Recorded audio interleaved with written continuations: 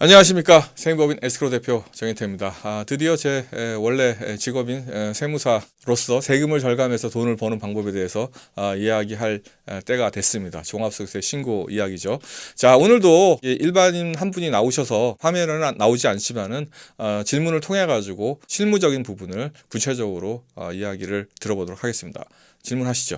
네, 안녕하세요. 이번에 종합소득세를 제가 신고를 해야 되는데 어떻게 들어가는지도 맨날 하는데도 까먹고 들어가는 방법과 신고하는 방법 좀 구체적으로 좀 배울 수 있는지.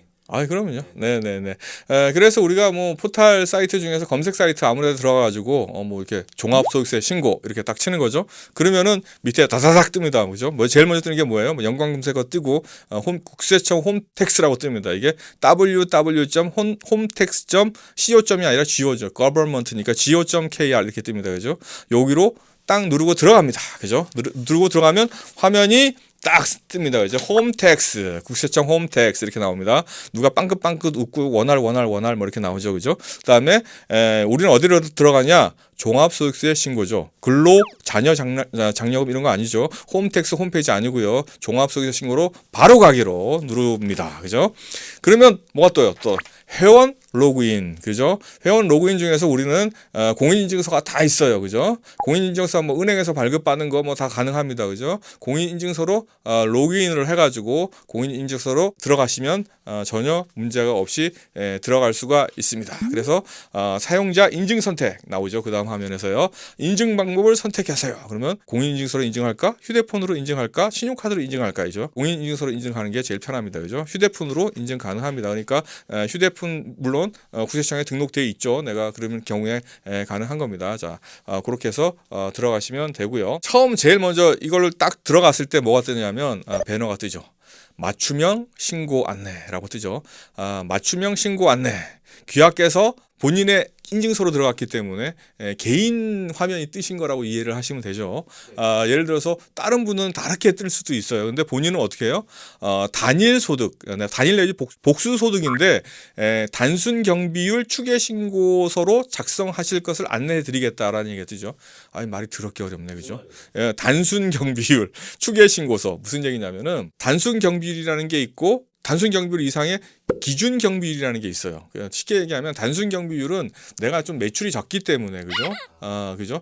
단순 경비율로다가 추계 신고서라는 건 뭐냐면은 정상적으로 이제 매출에 대해서 여러 가지 비용을 기록하지 않더라도 추계해서 일정한 부분을 단순 경비율만큼 비용으로 인정해주는 이 신고서로 작성을 하겠다. 그렇게 안내를 해주겠다. 그런 내용이에요. 그래서 기준 경비율이나 뭐 복식 기장 의무자라든지 여기 밑에 다음 한번 볼까요? 읽어보면은 홈택스에서는 소득세 신고 시 참고하실 수 있도록 기장 의무, 수익 금액, 경비율, 공제 참고 자료 등 신고 도움 자료를 제공하고 있습니다. 근데 여기서 보면은 내가 매출이 많으면은 기장 의무도 올라가요.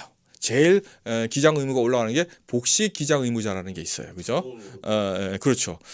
왜냐하면 매출액이 내가 업종별로 따라서 도소매다 그러면 3억이 넘는다. 그러면 복식 기장 의무자예요. 그리고 내가 제조업이다. 그러면 1억 5천이 넘으면 그래요.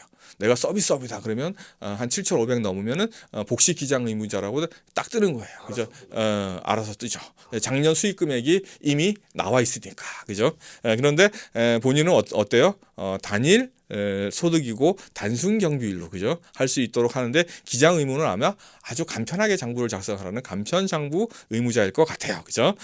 다음 뒷 화면을 확인하면 우리가 알 수가 있는 것입니다. 그래서 여기 보면은 이제 밑에 보면 단일 복수 소득 단순 경비율 추계 신고서란 뭐냐 이걸 딱 누르면은 제가 이야기한 내용들을 볼 수가 있죠. 당신은 수익 금액이 뭐 얼마이기 때문에 이렇게 간단한 신고서로 가능합니다. 그렇게 해가지고 딱 누르면 됩니다. 그런 다음에 여기에서 뭘 눌러야 될까요? 세 개가 누르는 게 있어요. 뭐 세 개 다 누르면 안 되겠죠. 하나밖에 못 눌러요, 그죠? 네, 그래서 아니오를 누르는 거예요. 맞춤형 신고서 작성, 그죠? 아니오를 누르면 어떻게 돼요? 가로 쳐놓고 맞춤형 신고서 작성 바로 가기로 하는 거예요, 그죠? 요거를 통 누르면은 다음 화면으로 바뀐다는 겁니다. 그죠? 아주 복잡한 화면이 나옵니다. 정말 보기도 싫어요. 그죠? 자, 세액 계산을 이제 하는 게 나오기 앞서 가지고, 그죠? 기본적인 사항들을 입력을 해야지 된다는 거예요. 그죠? 그렇죠. 근데 이제 본인이 이미 홈택스에다가 본인 거를 등록을 해놨으면은 이게 자동으로 땡겨오게 돼 있어요. 근데 내가 등록을 안 했을 경우에는 사업장 정보를 하나하나 인식을 이제 입력을 해야 되겠죠. 내가 오늘 이번에 처음 신고를 한다, 그죠? 근데 내가 작년에 신고를 했어. 그러면 신고한 내용들이 있을 거 아니에요, 그죠? 기본적인 사항은 특별한 경우가 아니면 다 바뀌었어요. 다 그대로예요, 그죠? 그리고 뭐 예를 들어서 뭐 주소를 옮겼다 그러면 국세청에서 이미 다 내 주소지를 이제 동사무소에 땡겨와가지고 다 이미 데이터가 반영돼 있기 때문에 자동으로 대부분 땡겨옵니다. 근데 거의 대부분이 땡겨오는데 못 땡겨오는 경우가 간혹 가다가 이게 컴퓨터도 좀 실수를 하니까 그런 경우에만 강제 입력하면 됩니다. 대부분 땡겨옵니다. 네, 그리고 밑에 이제 보면 사업소득 명세라고 나와요, 그죠? 사업소득 명세라고 상호 이제 지웠죠, 제가 뭐 레코드인데, 그죠? 지웠고 소득 구분이 이제 두 개가 나와요. 그래서 여기 보니까 소득 구분이 두 개가 있어요, 그죠? 소득 구분 40 이건 뭐예요? 소득 구분 40은 뭐죠? 사업소득자를 의미합니다. 임대소득이라든지 또 예를 들어서 근로소득 뭐 이런 거 다 이 소득 구분 코드가 틀려요. 그 중에서 업종 코드라는 게 나와요. 또 업종 코드가 뭐냐면은 그 중에서도 또 업종이 있어요, 그죠? 요거는 이제 단순 경비율이 예를 들어서 뭐 내가 배우예요, 또 내는 엑스트라예요. 그랬을 경우에는 이 업종 코드가 틀려요. 이 업종 코드가 틀려지면 뭐가 틀려지냐면 경비율이 틀려져요. 경비율이 틀려지면 어떻게 되냐면 오른쪽에 보면 수익 금액이 있죠, 필요 경비가 있잖아요, 그죠? 수익 금액이 있고 필요 경비가 있다는 수익 금액에다가 경비율을 곱하면 필요 경비가 나오는 거예요. 무슨 얘기냐면은 수익 금액 중에 일정한 부분만큼을 뭘로 인정한다? 필요 경비로 인정한다. 그죠? 그거를 결정하기 위해서 경비율이 결정이 되는 거고, 그거를 원천적으로 결정하는 건 뭐다? 업종 코드예요. 내가 어떤 업종에 종사하느냐. 그죠? 내가 배우에 종사한다, 엑스트라에 종사한다, 내가 가수다 그러면 다 이것마다, 그죠? 코드가 틀려질 거예요. 그죠? 그렇기 때문에 제가 저번에 작년에 한번 이야기를 한 적이 있어요. 어떤 얘기냐면은 이런 거예요. 배우도 하고 엑스트라도 했어요, 그죠? 그랬을 경우에 이런 거죠. 어떤 걸 적용할 거냐? 원칙적으로는 그것만큼 찢어서 해야 하는 게 맞아요. 근데 이 구분이 잘 안 돼요. 그럼 나는 경비율이 높은 걸 선택하는 게 좋아요. 근데 나는 역시 엑스트라를 했지만 배우적인 자존심이 높아.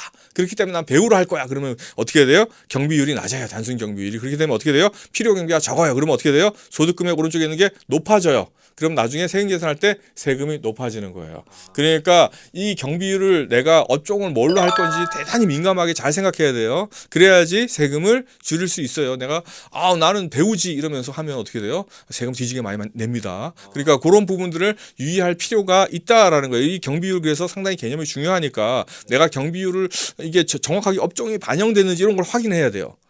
내가 잘못 나는 역시 배우지 하면서 높은 업종 코드를 써놨단 말이에요. 그러면은 난 엑스트라만 했는데 그러면 큰일 납니다, 그죠? 나중에 세금 많이 맞습니다, 그죠? 그래서 요 업종 코드를 내가 뭘로 돼 있는지 요거를 확인을 해봐라라는 겁니다. 요게 세금을 절약하는데 가장 기본이 된다라는 겁니다. 그리고 종합소득세 세액계산이라는 게 요게 이제 두 개가 이제 합쳐진 거예요. 봐요. 수익금액 1,700 얼마 하고 91만 원 합쳐진 게 1,800 이거예요. 필요 경비는 어떻게 결정된다 그랬죠? 단순 경비율에 곱해져 가지고, 그죠? 일반율이 있고 자가율이 있는데 이건 좀 개념이, 자가율이라는 건 내가 임대를 안 했을 경우에는 경비율이 좀 낮죠, 그죠?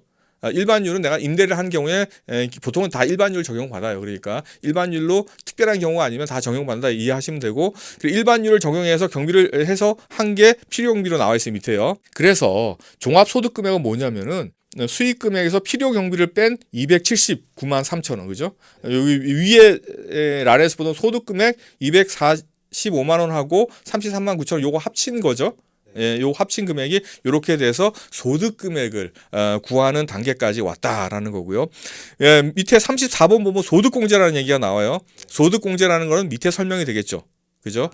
소득 금액에서 소득 공제를 해가지고 또 소득 금액을 구하는 구조이니까요. 그죠? 그러니까 아주 쉽게 지금은 어디까지 구했다? 우리가 소득 공제하기 전 무슨 금액? 종합 소득 금액까지 구한 거예요. 그죠? 필요 경비라는 얘기가 대충 뭐 알겠는데 자세하게는 뭔 얘기인지 잘 모르겠어요. 네, 필요 경비라는 건 이렇게 이해를 하시면 돼요. 기장 의무에 따라 가지고 우리는 어떻게 돼요? 단순 경비율에 해당되고 여기 위에 보면 우리는 간편 장부 의무자잖아요. 이런 경우에 축에 의해서 할 수 있도록 돼 있잖아요. 이런 경우에는 이 경비율을 곱해 가지고 필요 경비를 산출을 하는데, 복식 기장 의무자 같은 경우는 어떻게 되냐면 자기가 장부를 다 해가지고 실제로 경비를 얼마를 했는지 이런 것들이 검증이 돼야지 돼요. 단순 이제 경비율 아닌 기준 경비율 같은 경우에는 경비율을 일부 인정을 하고 나머지 세금계산서라든지 인건비 신고한 거를 또 부분적으로 반영하는 그렇게 해가지고 경비를 산정하게 되니까 경비율에 따라 가지고 틀려지고 기장 의무에 따라 가지고 필요 경비를 계산하는 방법이 틀려진다라고 이해하시면 돼요. 지금은 어떻게 했어요? 우리는 단순하게 했어요, 그죠? 근데 복식 기장 의무자나 기준 경비를 적용했을 경우에는 내가 세금에서 받은 거라든지, 그죠? 인건비 신고한 거라든지 이런 것들을 다 반영을 해서 한다라고 이해를 하시면 돼요. 그래서 우리는 지금 되게 단순하게 신고한 거라고 이해를 하시면 됩니다. 네, 감사합니다. 오늘 여기까지 하겠습니다.